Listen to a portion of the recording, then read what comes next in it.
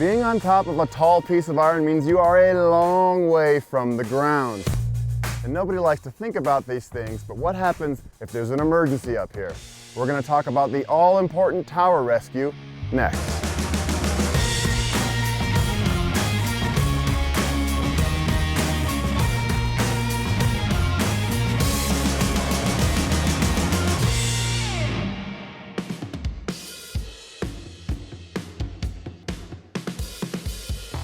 Accidents happen, but when they happen up on a tower, there is little margin for error.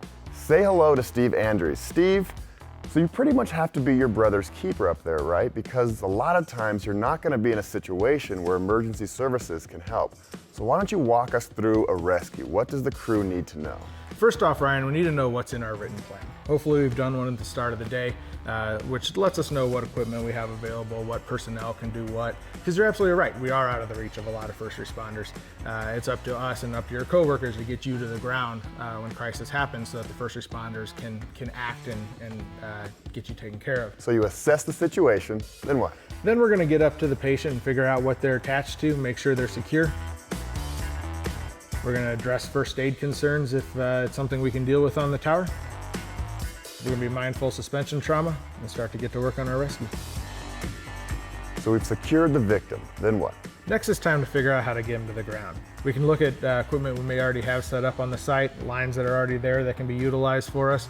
Any life-rated mechanical means that we have could be useful at this point. If none of that's available to us, or if we're in the process of setting that up still, then it's time to take a look at the rescue kit and start to implement what we set aside there.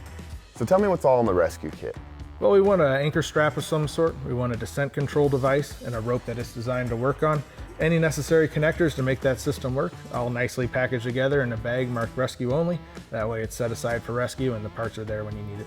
Okay, so now that we have the rescue kit, what are our options for using it? Now we're going to take a look at the situation and decide what's the safest option. That might be using the rescue kit from above to lower the patient. It might be doing a pick-off with the patient and the rescuer taking them down to the ground safely. Or that could be utilizing lines that are already out there and controlling that descent from the ground. So can I use a capstan hoist as a piece of rescue equipment? No, you can't. Unfortunately, capstans aren't life rated. However, the lines that are used with them sometimes could be if we're using the right line. If that's compatible with our devices that we have and it's inspected and ready to go, we can certainly reuse those lines that are already in place to help execute our rescue.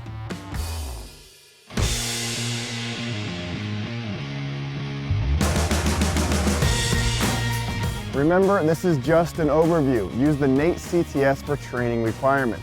Keep your rescue kit packed and ready because up on that iron, you never know what could happen. And as always, stay safe, my friends.